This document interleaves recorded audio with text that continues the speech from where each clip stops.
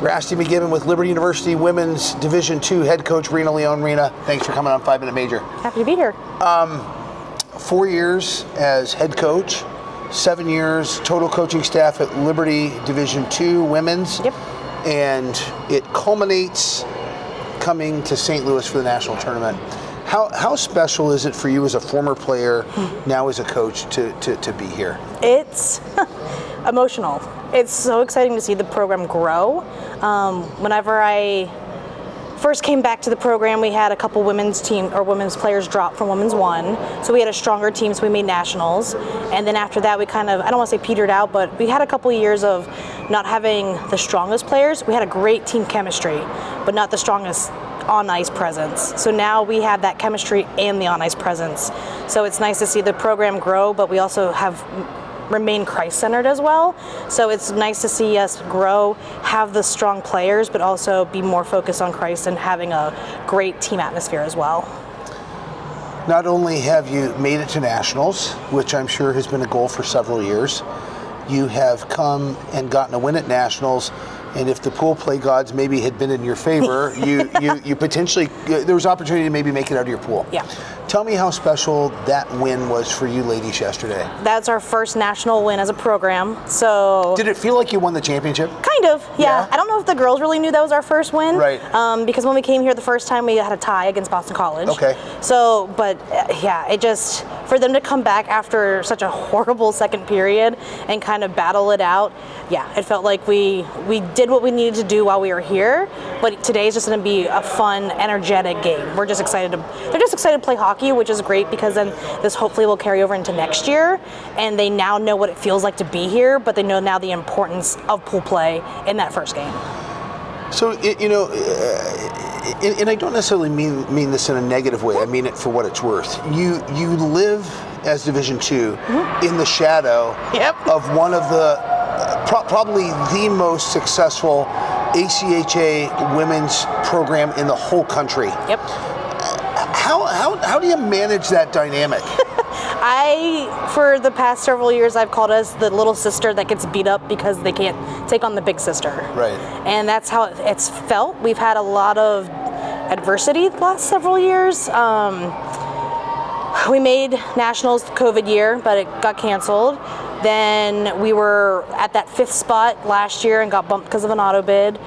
Last year, or that was 2 years ago, or last year. So it's just been one of those where like we felt like everything was bouncing the wrong way. Right. But at the same time, you can't take out our Women's 1 team because they were undefeated for how long? Right. So it's like, oh well, if we can't take down the big sister, let's pick on the little sister. I see. So it's definitely been a struggle, especially whenever we're playing these games, and I'm like, well, if we had the players we have in Women's 1 playing Women's 2, of course we'd be a powerhouse. Right. But we're now getting established that I don't want to call us a powerhouse. I want to call us, we want to be competitive. And if we get to the point where we can be as strong as Women's 1, that's even better. But it's just, yeah, it's definitely been a struggle. Do you feel that this year, and even more so the win this year, have allowed you to kind of take a step sideways out of the family portrait and say, hey, yes, we're part of the Liberty Hockey family, but now we are creating history and our own identity? Yep. Yes. A lot of people think it's easier to recruit when you have 2 teams. It's not easier because then if they don't make the Women's 1 team, half of them don't want to play on a Women's 2 team. And we're now finding that good rhythm where, okay, maybe you've been on the Women's 1 team for a couple of years and you're not getting the playing time you wanted, and so they decide to step down and they're playing a ton. So I think the whole idea of, oh, I want to be on a national championship team and what it boils down to is, do you want to play?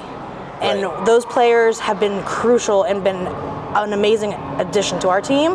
So I think we're seeing that, okay, maybe if we start with Women's 2, play a year, get some development, and then go back up, we're going to try and have more of that like back and forth JV varsity type situation where I know our men's 1 and 2 have done in the past. So I think Chris and I have been on the same page of recruiting now and talking, and okay, she's going to skate with you, she's going to skate with us. If she's a bubble player, she skates with both teams and we see how the chemistry is. So it's definitely more of a team effort now, which is awesome. Do you feel that this exposure here will benefit your team in multiple ways? One, in terms of notoriety for women's too, that you know you're not just a little sister, but you've got your driver's license now and you're doing your own thing? Yep. Will it help with scheduling?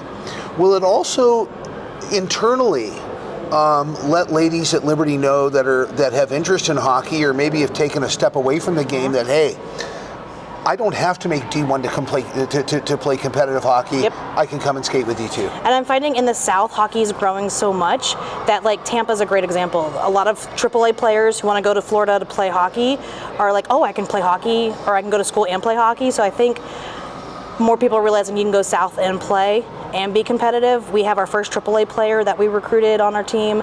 We might have some D3 transfers next year. So I think in an overall, like, it's just, yeah, we've kind of created that, I don't want to say the branding, but the branding now is, okay, we have a women's 1 team that's national champions, very strong program. Our women's 2 team is striving to be that as well. How have you, as former player, now coach, you've been around Liberty for a long time, previous involvement with Penn State men's hockey, how do you handle the role and envision your role as a mentor to these young ladies? It's an honor. It's tiring, but I guess what I want to give to them is that experience that I never had. This is where I'm going to get emotional. So when I was at Liberty, did not have the best experience. So Christian environment, you expect everything to be kind of treating you better than in a secular school, and I saw the opposite of that. I saw the wanting the title of captain, the wanting to be this and that, and not wanting that family dynamic or that, like, unified front.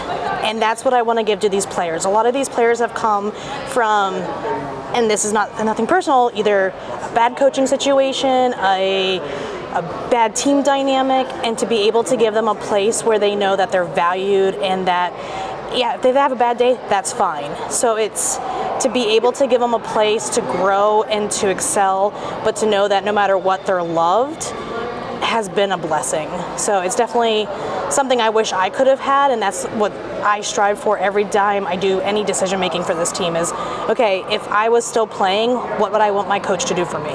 Understood. Well, that's the golden rule. Yeah, 100%. My good buddy Rena Yes. Leone, first double cut in history. We're partners. Remember that? Yep. Remember that? Yeah. Our names are still Our in the names room. are on the wall. Yep. Rena Leone, Women's Division 2. Hey, congratulations on being here. Congratulations on your program win. Thank you. Huge for you guys. Rena Leone, Women's Division 2, Liberty University.